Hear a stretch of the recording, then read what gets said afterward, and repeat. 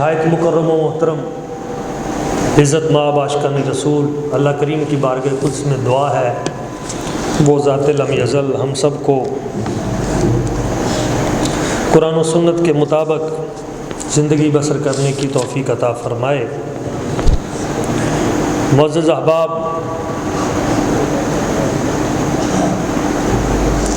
یہ 20واں پارہ ہے جو آج پڑھنے سننے کی سعادت حاصل کی گئی۔ اس 20ویں پارے میں اللہ تبارک و تعالیٰ کی ذات ببرکات نے استفہامیہ انداز شروع میں اختیار فرمایا ہے۔ کون ہے جس نے آسمانوں اور زمین کو تخلیق کیا؟ تو ایک سوال قائم کیا ہے، 5 دلائل بھی دیے ہیں، تو عقل انسانی کو مخاطب کیا ہے۔ لوگوں خود اپنی عقل سے سوچو، کون ہے جس نے آسمان و زمین کو بنایا؟ وَأَنزَلَ لَكُم مِّنَ السَّمَاءِ مَاءً، توجہ کرو نا، کون ہے جو آسمانوں سے پانی نازل کرتا ہے، بارش برساتا ہے؟ کون ہے؟ سمندروں سے پہلے پانی اٹھاتا ہے، بھاپ بن کے پانی آبی بخارات کی صورت میں آسمانوں پہ جاتا ہے، اور سمندروں کا پانی شدید کڑوا ہوتا ہے، اور پھر بارش کی صورت میں جب وہی پانی واپس آتا ہے تو وہ پانی میٹھا ہوتا ہے۔ تو کون ہے جو اس کڑوے پانی کو میٹھا کر کے تمہیں دیتا ہے؟ کون سا واٹر فلٹریشن پلانٹ اوپر لگا ہوا ہے جو اس پانی کو پیور کر کے دے رہا ہے؟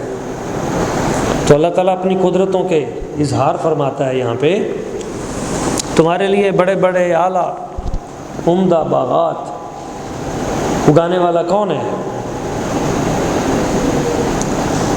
کیا اس کے سوا کوئی ہے؟ تم حد سے بڑی ہوئی قوم ہو۔ کون ہے جس نے زمین کو تمہارے لیے جائے قرار بنایا، اور اس میں جس نے نہریں جاری کی، پانی، وجعل فیہا رواسیہ، اور اس کے اندر اس نے پہاڑ کھڑے کیے؟ کون ہے؟ کس نے یہ سارا کچھ بنایا ہے؟ خوبصورت تر و تازہ لہلہاتے باغات کس نے لگائے ہیں؟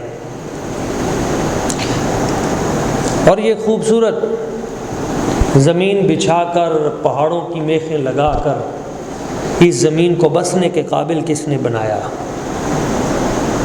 اَمَّن یُجِیبُ الْمُضْطَرَّ اِذَا دَعَاهُ، کون ہے مجبوری، مظلومیت، غم اور دکھ میں کسے پکارا جاتا ہے؟ کون ہے جو تمہاری پکار سنتا ہے؟ اور تمہارے غم کو دور کرنے والا کون ہے؟ اللہ تعالیٰ ہے یا بت ہیں؟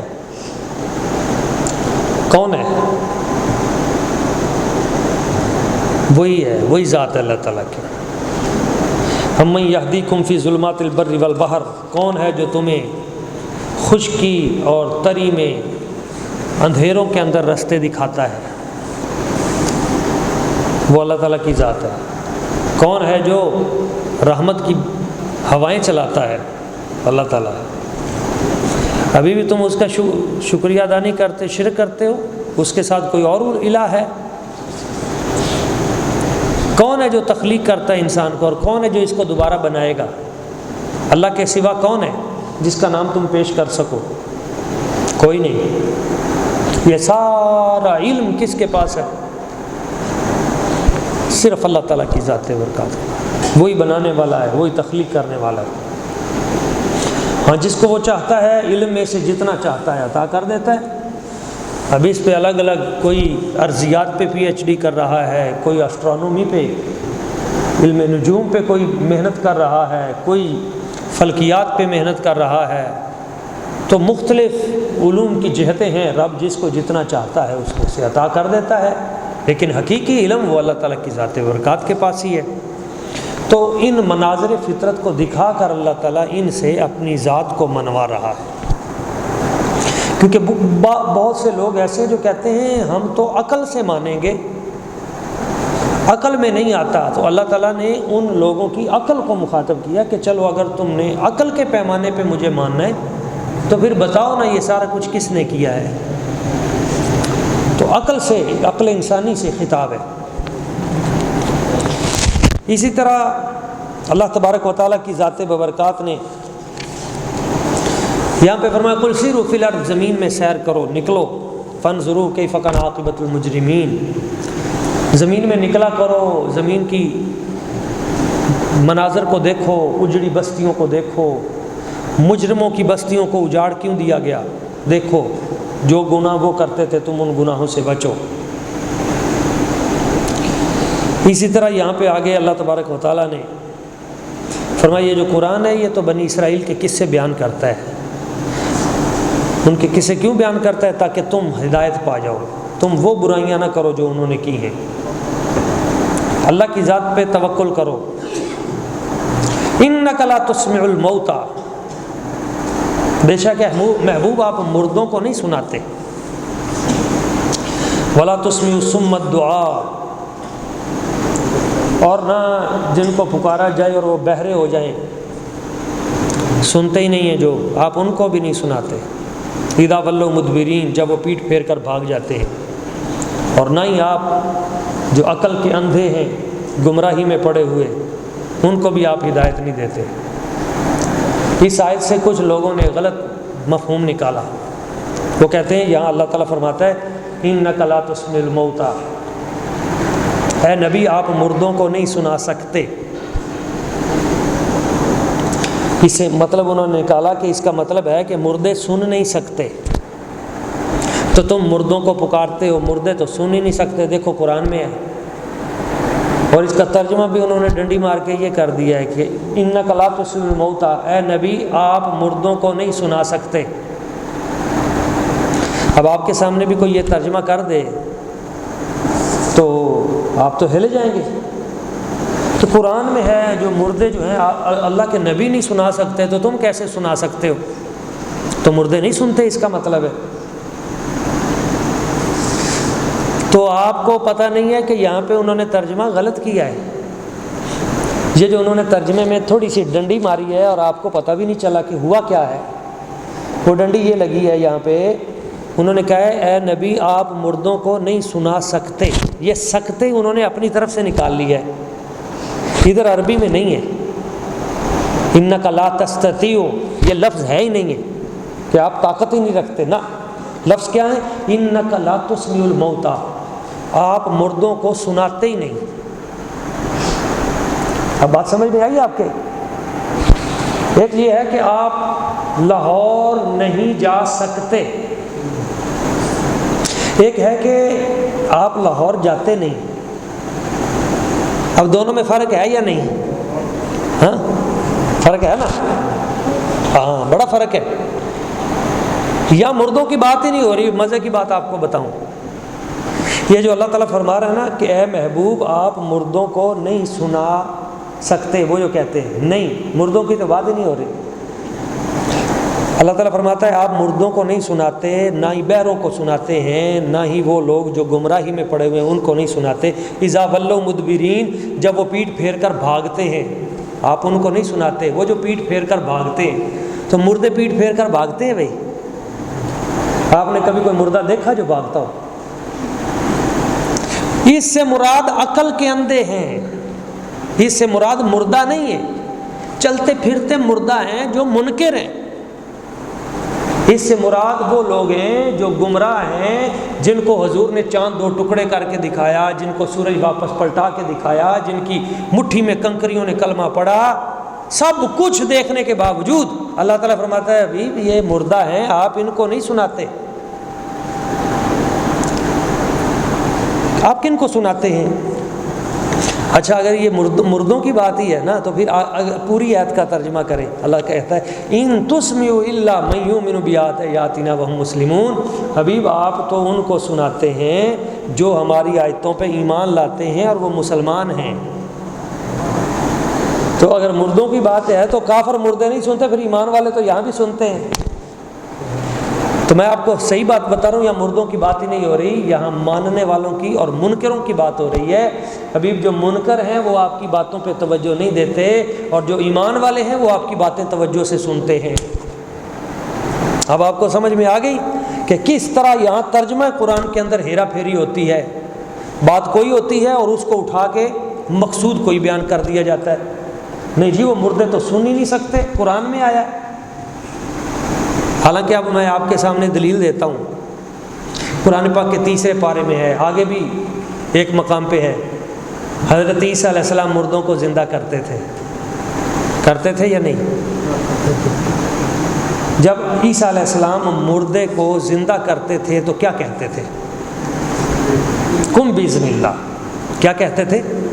قم بإذن اللہ، اللہ کے حکم سے اٹھ۔ اگر وہ سنتا ہی نہیں ہے تو اٹھتا کیسے تھا؟ آپ کو دلیل سمجھ میں آئی؟ اگر مردہ سنتا ہی نہیں ہے تو وہ اٹھتا کیسے تھا؟ نبی کریم صلی اللہ علیہ وسلم نے جب فرمایا بدر کے کنویں کے اندر ان کافروں کو، ابو جہل کو، بڑے بڑے کافروں، ان کی لاشوں کو پھینکو، تو جب پھینکا گیا تو حضور نے فرمایا ہاں بھائی، میرے رب نے جو وعدہ کیا تھا وہ سچا تھا یا نہیں؟ اب بتاؤ، رب نے جو وعدہ کیا تھا وہ سچا نکلا یا نہیں؟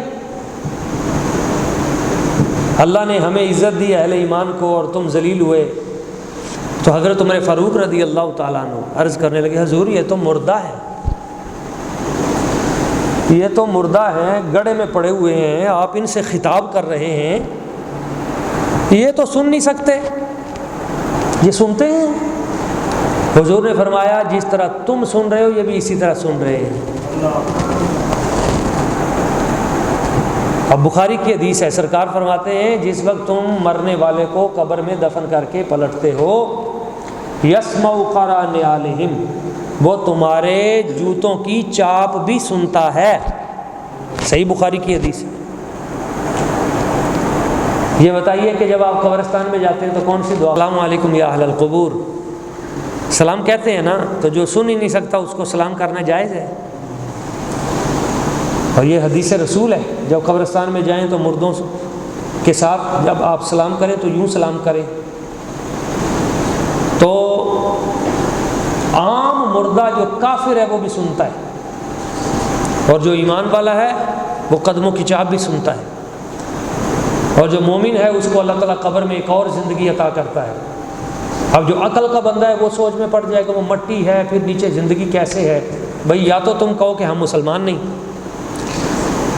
اور اگر مسلمان ہو تو پھر حدیث کو مانو کہ قبر کے اندر فرشتے سوال و جواب کرنے کے لیے آتے ہیں، اور جب فرشتے آ کے کہتے ہیں من ربو کا، یہ بخاری، مسلم، ترمذی، نسائی، ابن ماجہ، بڑی بڑی کتابوں کے اندر حضور کے بارے میں حدیث ہے، جب فرشتے آ کے سوال کرتے ہیں ہاں بھائی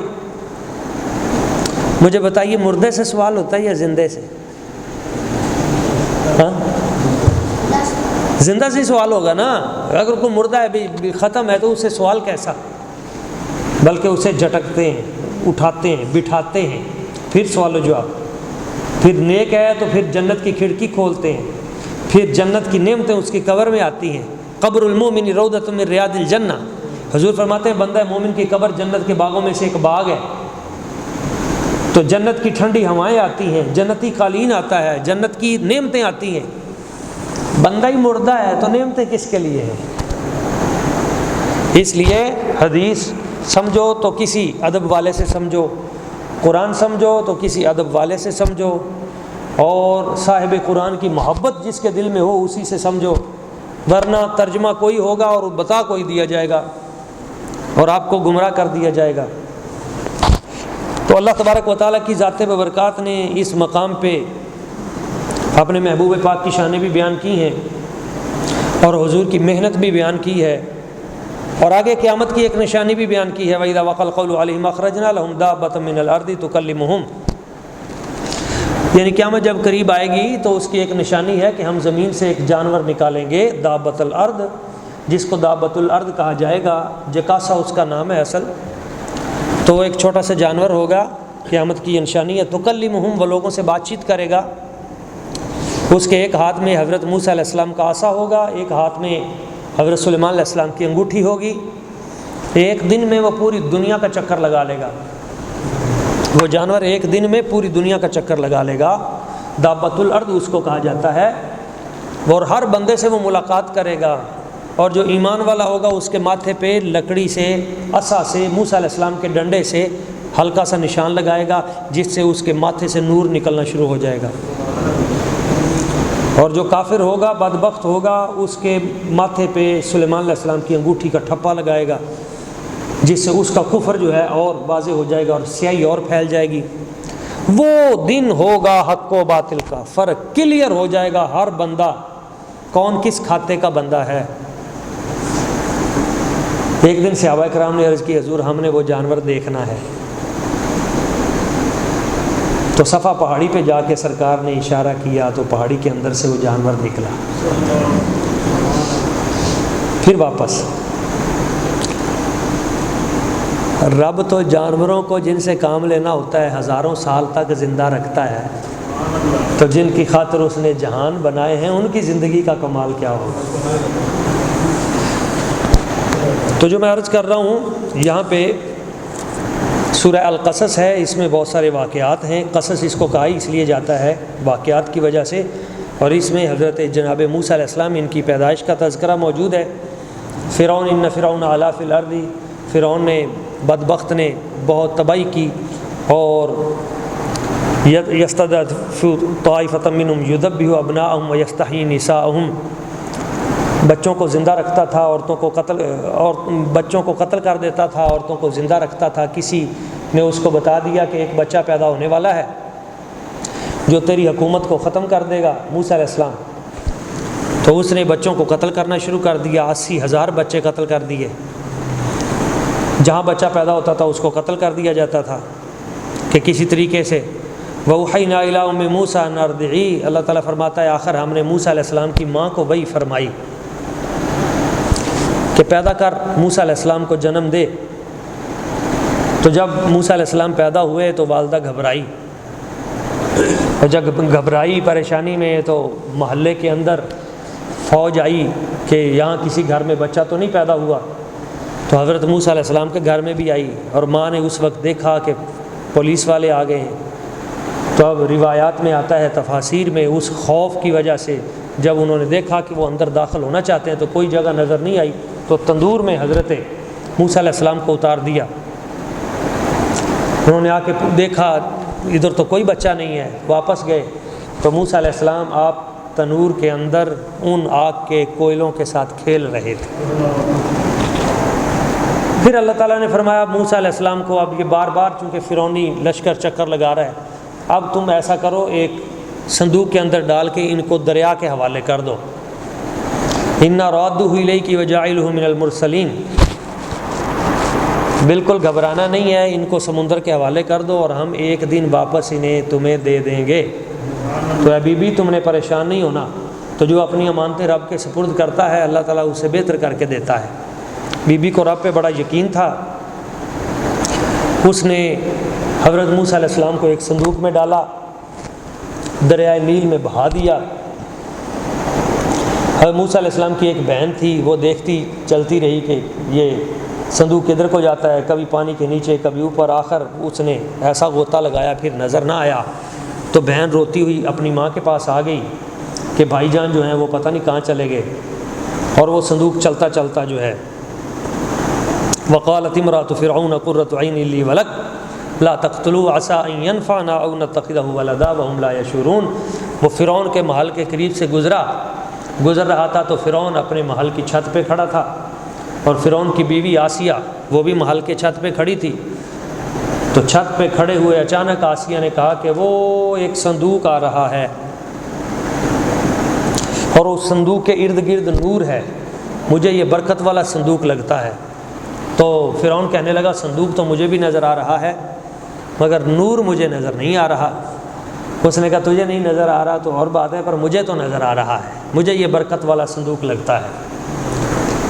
تو وہاں پہ آ کے صندوق ٹھہر گیا کچھ جھاڑیوں میں، تو وہ کہنے لگی جلدی اس کو نکلواؤ۔ اس نے غوطہ خور بھیجے، وہ صندوق باہر نکالا، جب سامنے آیا کھلا تو اس میں سے حضرت جناب موسیٰ علیہ السلام انگوٹھا چوس رہے تھے۔ تو بی بی دیکھتے ہی قربان ہو گئی۔ حضرت آسیہ نے دیکھا اتنا حسین و جمیل موسیٰ علیہ السلام، بڑی نورانی ہستی تھی، تو محبت سے چوم کے سینے سے لگایا، وقالت امرأۃ فرعون، فرعون کی بیوی بولی قرۃ عین لی ولک، یہ میری آنکھوں کی ٹھنڈک ہے، ولک، اور اے فرعون یہ تیری آنکھوں کی بھی ٹھنڈک ہے، کیونکہ بیٹا نہیں تھا فرعون کا آسیہ سے، تو حضرت آسیہ کہنے لگی یہ میری آنکھوں کی ٹھنڈک ہے اور تیری آنکھوں کی بھی ٹھنڈک ہے، محبت سے دیکھ تو صحیح۔ اس نے موسیٰ علیہ السلام کی طرف دیکھا تو اس کو وہ خواب یاد آیا، اس نے کہا نہ میری آنکھوں کی ٹھنڈک نہیں، یہ تیری آنکھوں کی ٹھنڈک ہوگی، میری آنکھوں کی ٹھنڈک نہیں ہے۔ اس مقام پہ طبری کو پڑھ کے دیکھیں، بڑی بڑی تفسیروں کو، صحیح حدیث بیان کی ہے، سندن متنن، امام طبری بیان کرتے ہیں، امام ابن کثیر، دیگر۔ نبی پاک صلی اللہ علیہ وسلم نے فرمایا، یہ ہے ادب، حضور نے فرمایا جس طرح بی بی نے کہا تھا نا یہ میری آنکھوں کی ٹھنڈک ہے، یہ جملہ کہنے کی وجہ سے اللہ تعالیٰ نے اس بی بی کو سائے میں ایمان کر دیا، ایمان کی دولت ادب کی وجہ سے۔ اور حضور نے فرمایا اگر فرعون بھی اس مقام پہ چپ کر جاتا، جب بی بی نے کہا تھا نا میری آنکھوں کی ٹھنڈک ہے تیری آنکھوں کی بھی، تو چپ کر جاتا، کہتا چلو ٹھیک ہے۔ حضور فرماتے ہیں اگر اس موقع پہ فرعون چپ کر جاتا اور کہتا چلو میری آنکھوں کی بھی ٹھنڈک ہے، تو اس جملے کی وجہ سے اللہ تعالیٰ فرعون کو بھی صاحب ایمان کر دیتا، اور اس نے جو کہا نا نہیں میری آنکھوں کی نہیں تیری آنکھوں کی ٹھنڈک ہوگی، تو اس بے ادبی کی وجہ سے وہ تباہ و برباد ہوا۔ اس سے پتہ چلا کہ ادب بہت بڑا خزانہ ہے، ادب بندے کو نجات دیتا ہے اور بے ادبی بندے کو ہلاک کرتی ہے۔ کہنے لگا نہیں، اس نے کہا دیکھ تو صحیح، اس کا حسن تو دیکھ، اس کے ہونٹ تو دیکھ، ایک مرتبہ پکڑ تو صحیح، کتنا پیارا بچہ ہے۔ تو فرعون نے آگے آ کے حضرت موسیٰ علیہ السلام کو ایسے اٹھایا، تو موسیٰ علیہ السلام نے اس کی داڑھی پکڑی، اور داڑھی پکڑ کے ایسے جھٹکا مارا نا تو وہ داڑھی ساری اس کی اکھڑ گئی۔ جب اس کی وہ داڑھی اکھڑی، خون نکلا، چیخ نکلی، حالانکہ وہ بڑا طاقتور تھا فرعون، بہت طاقتور تھا، اس کی جب چیخ نکلی تو کہنے لگا ہیا ہاذا ہوا یقتلنی، یہ وہی ہے جس نے مجھے قتل کرنا ہے، یہ وہی ہے۔ اس نے کہا نہیں یہ وہ نہیں ہے، تجھے ایسے بچہ ہے، یہ تو معصوم بچہ ہے چھوٹا، اس نے تجھے کیسے قتل کرنا ہے، یہ ایسے دریا میں پتہ نہیں جس نے وہ تجھے قتل کرنا ہے وہ تو ادھر سے ہوگا، یہ تو پتہ نہیں سمندر میں کہاں سے بہتا بہتا دریا میں یہاں آ گیا ہے، ایسے اس کو قتل نہ کر، عسیٰ ان ینفعنا، یہ ہمیں نفع دے گا، مجھے فائدے والا بچہ لگتا ہے، نفع والا بچہ لگتا ہے۔ اب کچھ لوگ یہ بھی ہیں وہ کہتے ہیں نا نبی ولی نفع نہیں دیتے، یہاں لفظ ینفعنا ہے، نفع دینے والا، یہ نفع دے گا ہمیں، مجھے یقین ہے، برکت والا ہے۔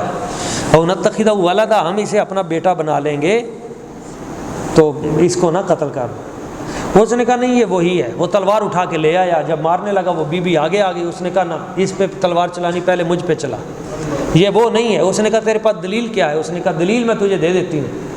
تو اس نے جلدی جلدی آگ کے انگارے اکٹھے کیے اور پھولوں کی پلیٹ، اور دونوں پلیٹیں موسیٰ علیہ السلام کے قریب رکھی۔ جب قریب رکھی تو موسیٰ علیہ السلام نے اپنا ہاتھ اٹھایا، اور قریب تھا کہ آپ پھولوں کی طرف رکھتے تو جبریل امین نے آپ کا دست مبارک پکڑ کے آگ کا انگارہ پکڑا دیا ہاتھ میں، تو آگ کا انگارہ اٹھا کے آپ نے زبان پہ رکھا، جس سے زبان جلنے لگی، حالانکہ یہ وہی موسیٰ علیہ السلام تھے جو تندور میں نہیں جل رہے تھے۔ تو یہ رب کی قدرتیں ہوتی ہیں جن کے مظاہر کسی نہ کسی مقام پہ مختلف انداز میں ظاہر ہوتے ہیں، تو ہمیں ادب بھی کرنا چاہیے۔ اب وہ بی بی کہنے لگی یہ دیکھو، اگر یہ وہ بچہ ہوتا ذہین و فطین قابل، تو یہ بھلا یہ انگارے کو اپنی زبان پہ رکھتا؟ اب رو رہا ہے، تکلیف ہو رہی ہے، نہ کیسے کبھی نہ کرتا۔ اگر یہ وہی بچہ ہوتا تو یہ پھول اٹھاتا، خوشبو لیتا اور رکھ دیتا۔ یہ میری دلیل ہے کہ یہ بچہ وہ نہیں ہے جس نے تجھے قتل کرنا ہے، یہ عام بچہ ہے پیارا، خوبصورت ہے، ہمیں نفع دے گا، اس کو ایسے ضائع نہ ہونے دے۔ وہ دلائل سن کے فرعون کہنے لگا ٹھیک ہے میں تیری اس دلیل پہ میں چھوڑ دیتا ہوں، لیکن جو اس نے جھٹکا مارا تھا نا، ہے یہ وہی ہے یہ وہی، لیکن میں تیری دلیل پہ اس کو چھوڑ دیتا ہوں۔ تو موسیٰ علیہ السلام فرعون کے گھر آ گئے۔ اب جب دودھ پلانے والی آئیں، اللہ تعالیٰ کہتا ہے وَحَرَّمْنَا عَلَيْهِ الْمَرَاضِعَ مِنْ قَبْلُ، ہم نے دیگر عورتوں کو روک دیا. جب کوئی بھی موسیٰ علیہ السلام روتے تھے، دودھ نہیں پیتے تھے، تو شور مچ گیا فرعون کے محل میں. ایک بچہ ہے دودھ نہیں پیتا، بادشاہ کی طرف سے اعلان ہے کوئی دودھ پلانے والی جو آئے اور اس بچے کو دودھ پلائے اس کو اچھی تنخواہ بھی دی جائے گی، پروٹوکول بھی دیا جائے گا اور پیکج بھی دیے جائیں گے. حضرت موسیٰ علیہ السلام کی بہن یہ باتیں سنتی سنتی فرعون کے محل میں پہنچ گئی. جب جا کے دیکھا تو حضرت موسیٰ علیہ السلام تھے. تو دوڑی دوڑی اپنی امی کے پاس ہی، اماں جی وہ تو موسیٰ علیہ السلام تو فرعون کے دربار میں پہنچ گئے. ایک مرتبہ تو وہ بیٹی گھبرائی کہ جن سے بچنا تھا وہ تو اسی کے گھر میں پہنچ گئے، مگر کہا کہ وہ کسی کا دودھ نہیں پی رہے اور دودھ پلانے والی آتی ہیں آپ اس طرف دیکھتے ہی نہیں ہیں. تو کہا نہیں وہ کسی کا دودھ نہیں پیے گا، میں ہی جاؤں گی. تو والدہ محترمہ آئیں، جب قریب ہوئیں تو حضرت موسیٰ علیہ السلام والدہ سے لپٹ گئے، چپ بھی ہو گئے اور دودھ بھی پینا شروع کر دیا. اب فرعون جو تھا اس نے کہا کہ تمہارا دودھ اس نے کیوں پیا ہے، کسی اور کا کیوں نہیں پیا؟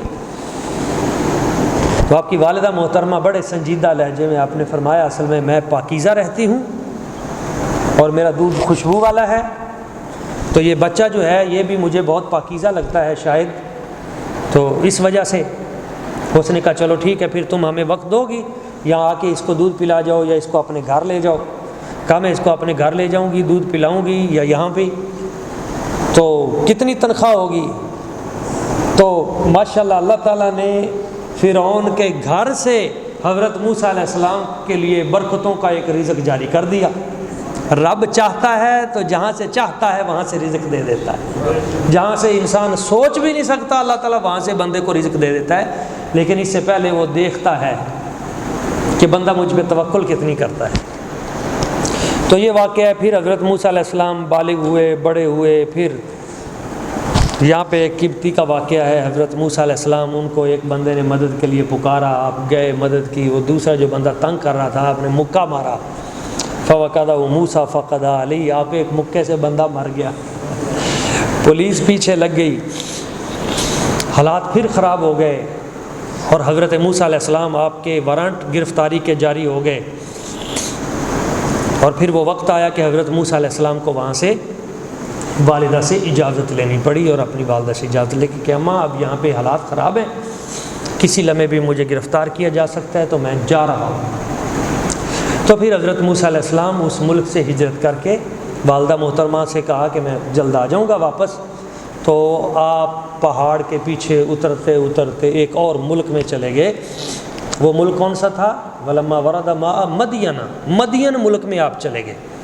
تو یہ واقعہ بیان کر کے میں اپنی گفتگو سمیٹوں گا. یہ بھی بڑا دردناک واقعہ ہے اور سمجھنے والا واقعہ ہے، اور اس میں بھی ہماری تربیت کے بہت سے پہلو ہیں. جب موسیٰ علیہ السلام اس نئی بستی میں پہنچے، وجد علیہ امۃ من الناس یسقون ووجد من دونہم امرأتین تذودان قال ما خطبکما قالتا لا نسقی حتی یصدر الرعاء وابونا شیخ کبیر. وہاں دیکھا تو ایک کنواں ہے اور وہاں پہ لوگ اپنے اپنے جانوروں کو پانی پلا رہے ہیں اور دو بچیاں سائڈ پہ کھڑی ہیں پریشان سر جھکائے ہوئے. تو حضرت موسیٰ علیہ السلام نے ان سے پوچھا کہ کیا وجہ ہے، تم اپنے جانوروں کو پانی کیوں نہیں پلاتی؟ تو اس وقت حضرت موسیٰ، اب دیکھیں نبیوں کے دو طریقے یہاں پہ موجود ہیں. ایک اس عورت کا طریقہ ہے جس نے حضرت جناب یوسف علیہ السلام کو 7 کمروں کے اندر بلا کے گناہ کی دعوت دی تھی، آپ نے اس سے منہ موڑ لیا تھا. ایک یہ بچیوں کا واقعہ ہے جو اس مظلومی کی تصویر بنی کھڑی تھی اور حضرت موسیٰ علیہ السلام نے ان کی مشکل کو حل کر دیا تھا. تو قرآن مجید یہ دونوں سبق ہمیں دیتا ہے کہ اگر کہیں پہ آپ کی عزت کو خطرہ ہو تو آپ اس مقام سے اپنے آپ کو نکال لیں، اور اگر کہیں پہ کوئی مظلوم عورت ہو تو اس کی مدد کو، اس کو آپ کی مدد کی ضرورت ہو تو اس وقت آپ اس کی مدد بھی کر دیں، اس میں شرعاً کوئی حرج نہیں ہے. تو دونوں رستے اللہ تعالیٰ نے ہمیں قرآن مجید کی صورت میں عطا کیے. تو موسیٰ علیہ السلام نے کہا کہ کیا وجہ ہے؟ کہا ہمارے بزرگ جو ہیں والد صاحب وہ ضعیف ہیں، ہم پانی پلانے آتے ہیں، لوگ ہمیں پانی نہیں پلانے دیتے اپنے جانوروں کو، یہ سب سارے پلا کے جب چلے جائیں گے شام کو پھر ہماری باری آئے گی تو موسیٰ علیہ السلام نے فرمایا ادھر کوئی اور کنواں نہیں ہے؟ انہوں نے کہا کنواں تو ہے لیکن اس کے اوپر تو بہت بڑا بھاری پتھر پڑا ہوا ہے، وہ تو ہلتا نہیں ہے اور وہ جاری بھی نہیں ہے۔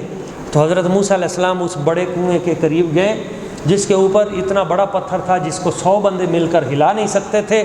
تو اللہ کے نبی کی طاقت کتنی ہے کہ 7-8 دن ہو گئے ہیں، کوئی چیز کھائی بھی نہیں ہے اور ضعف کا عالم بھی ہے، کمزوری بھی ہے، مگر اس کے باوجود اللہ کے نبی کی طاقت کیا ہے کہ آپ نے ایک ہاتھ سے اس پتھر کو اٹھا کے سائڈ پہ کر دیا۔ سائڈ پہ کر کے آپ نے اس میں سے پانی نکالا اور کہا کہ آؤ اپنی بکریاں قریب لاؤ، اور پانی پلایا، اور پانی پلا کے کہا کہ اب جاؤ۔ فسقى لهما ثم تولى الى الظل فقال رب اني لما انزلت الي من خير فقير۔ تو وہاں قریب ایک درخت تھا، وہاں سائے میں آئے اور کہا کہ یا اللہ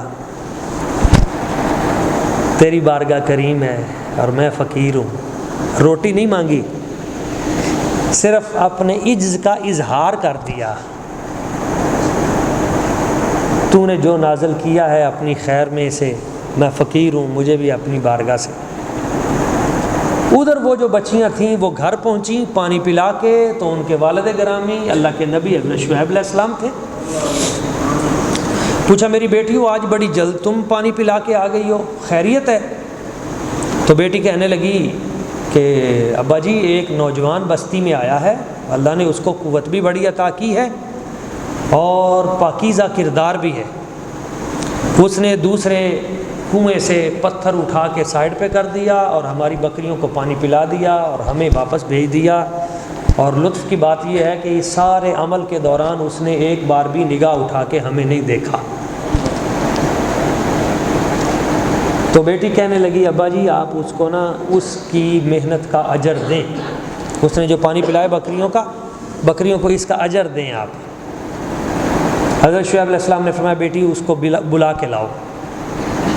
تو وہ بیٹی چلتی ہوئی حضرت موسیٰ علیہ السلام کے پاس آئی، اللہ تعالیٰ نے اس کے چلنے کا سٹائل بھی بیان کیا ہے، فجاءت احداہما تمشی علی استحیاء، حیا کی چادر میں لپٹی ہوئی وہ باحیا عورت، وہ لڑکی، وہ حضرت موسیٰ علیہ السلام کے پاس آئی۔ کتنی حیادار ہوگی جس کی حیا کو اللہ تعالیٰ بیان کر رہے ہیں۔ قالت ان ابی یدعوک لیجزیک اجر ما سقیت لنا، آ کے کہنے لگی موسیٰ علیہ السلام سے میرے ابا جی آپ کو بلا رہے ہیں تاکہ آپ نے جو پانی پلائے اس کا آپ کو اجر دیں۔ موسیٰ علیہ السلام نے کہا نہیں، ہم نیکی پہ اجر نہیں مانگتے، ہمارا طریقہ ہی نہیں ہے کہ ہم نیکی کریں اور پھر لوگوں سے اس کا اجر مانگیں، میں تو نہیں جاؤں گا۔ انہوں نے کہا میرا باپ نبی ہے، اللہ کا عظیم نبی ہے، آپ اجر مانگیں نہ مانگیں، لیں نہ لیں، یہ آپ کا اور ان کا مسئلہ ہے، لیکن ان کا حکم ہے آپ جائیں۔ کہا بالکل ٹھیک ہے اب تو میں جاؤں گا۔ حضرت موسیٰ علیہ السلام چل پڑے، وہ بی بی آگے تھی، موسیٰ علیہ السلام پیچھے تھے، تو آپ نے کہا بی بی تم پیچھے چلی جاؤ، میں آگے چلتا ہوں، پیچھے سے تم پتھر اٹھا لو، جس طرح تمہارا گھر ہو اس طرح پتھر پھینک دینا۔ یہ نگاہوں کی پاکیزگی کا عالم تھا تاکہ میری نظر بھی تیرے وجود پہ نہ پڑے۔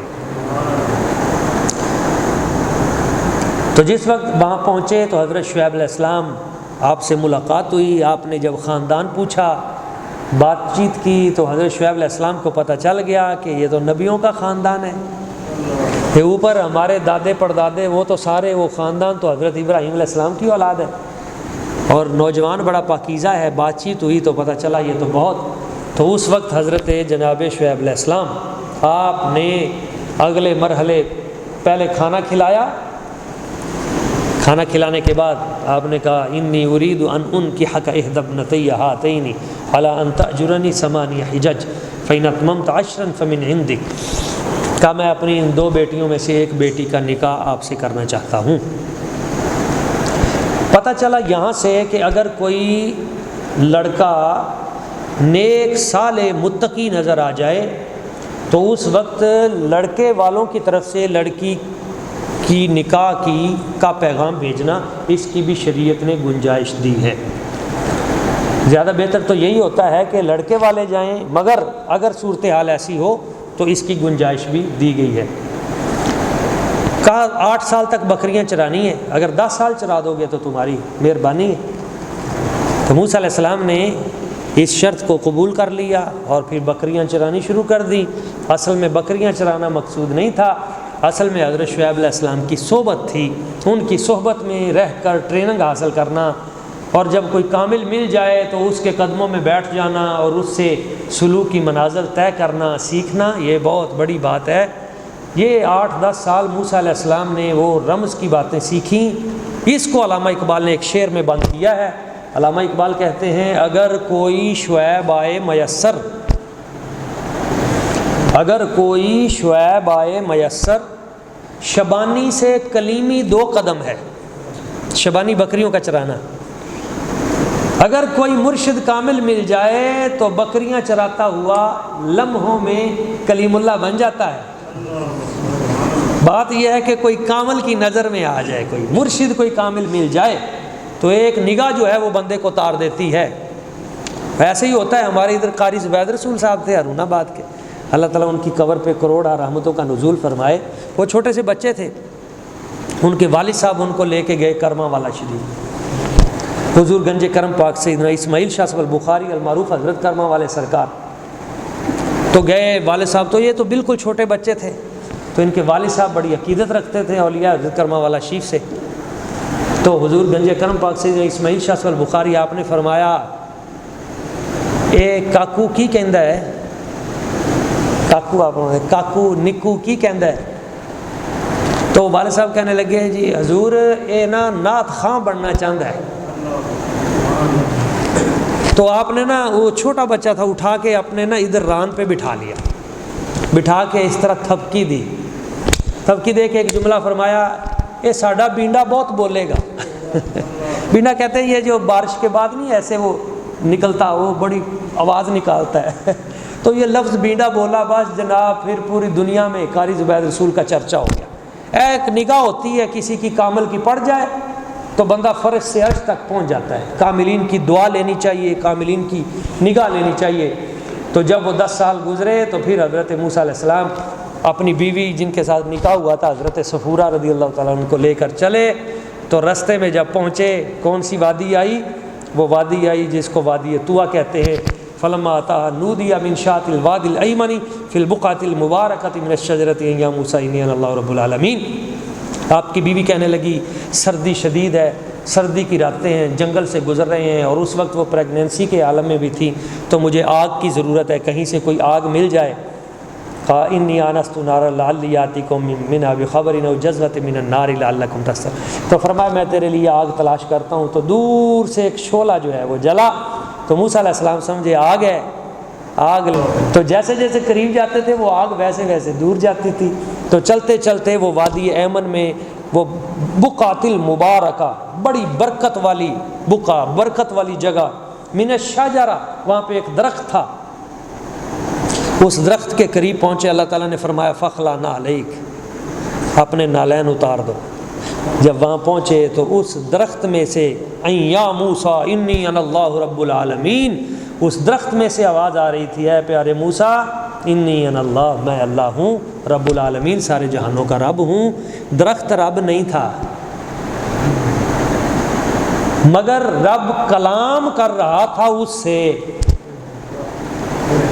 تو رب نے فرمایا اب وہ وقت گزر گیا ہے، پہلے جب وہ درختوں سے کلام کیا کرتا تھا، اب رب جب بھی بولے گا وما ینطق عن الہوی ان ہوا الا وحی یوحی، اب رب جب بھی بولے گا وہ زبان مصطفیٰ سے بولے گا۔ تو درخت سے بولے تو موسیٰ جیسے نبی کے لیے لازم ہو جاتا ہے کہ اپنے نالین اتار کے آؤ، تو جب زبان محمدی سے رب بولے تو مصطفیٰ کریم حضور کا ادب کتنا زیادہ لازمی ہوگا، حضور کا احترام کتنا لازمی ہوگا۔ تو وہاں سے کلام شروع ہوا، اور اس کے بعد پھر اللہ تعالیٰ نے آپ کو معجزات عطا کیے، اور پھر واپس فرعون کے پاس بھیجا، اور پھر اللہ کریم نے آپ کو فتح عطا فرمائی۔ تو یہ حضرت جناب سیدنا موسیٰ علیہ السلام آپ کا واقعہ، اور آگے سورہ العنکبوت ہے، اور اس میں بہت ساری خوبصورت واقعات موجود ہیں۔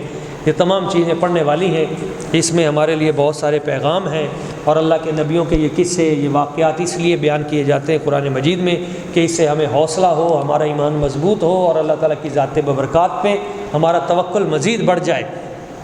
اللہ تعالیٰ کی بارگاہ قدس میں دعا ہے جو چند باتیں میں نے بیان کی ہیں ہمیں سمجھنے کی، ان پہ عمل کی، آگے پہنچانے کی۔ تو اللہم صلی علی سیدنا